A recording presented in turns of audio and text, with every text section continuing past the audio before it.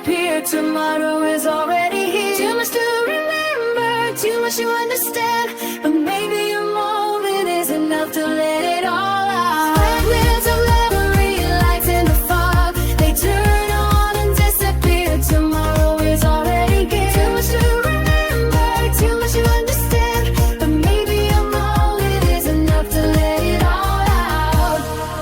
And if the blank sheet of paper looks at me without mercy, I clasp my hands and start again from here. Because every sign, every line drawn is a road that leads to tomorrow. Voices from books mingle with the wind, unanswered questions in my torment. But between the lines there's a silver thread that ties my efforts to this moment.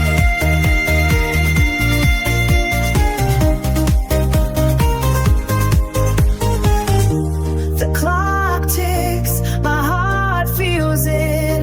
Every second is a step towards the source, where everything I've learned will melt into a river called tomorrow.